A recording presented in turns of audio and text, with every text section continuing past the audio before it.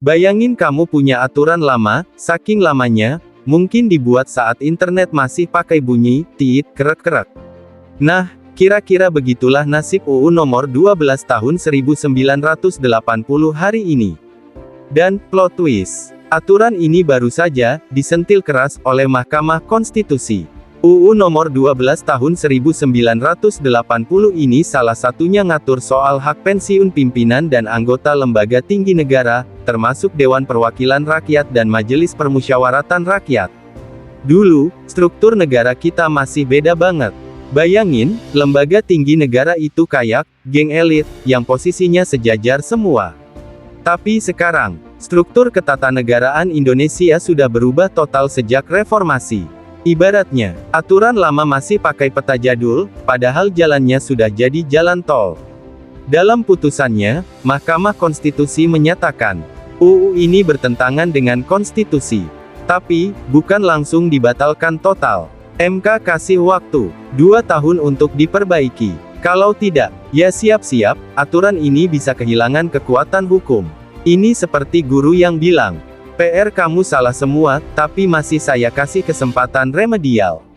Masalah utamanya adalah, UU ini tidak lagi sesuai dengan Undang-Undang Dasar Negara Republik Indonesia tahun 1945 setelah diamandemen.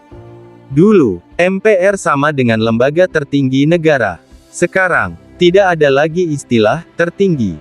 Semua lembaga punya fungsi masing-masing. Artinya, aturan pensiun yang dibuat berdasarkan struktur lama. Jadi tidak nyambung dengan sistem sekarang.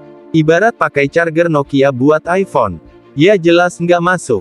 Putusan ini langsung menyentuh soal sensitif. Hak pensiun pejabat negara, termasuk anggota Dewan Perwakilan Rakyat dan Majelis Permusyawaratan Rakyat.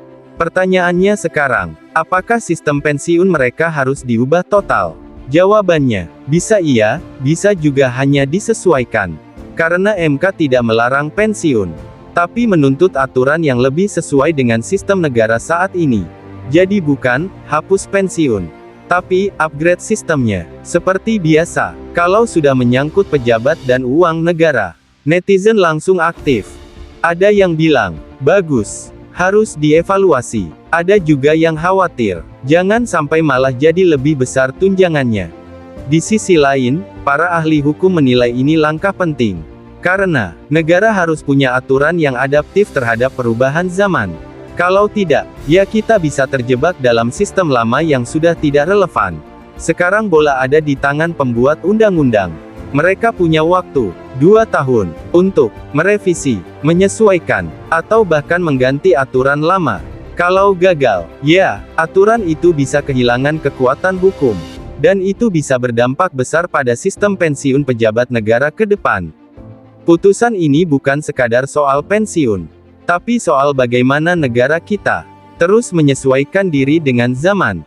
Karena hukum yang baik, bukan yang paling tua, tapi yang paling relevan. Dan sekarang, kita tinggal menunggu, apakah aturan baru nanti benar-benar lebih adil, atau malah jadi perdebatan baru.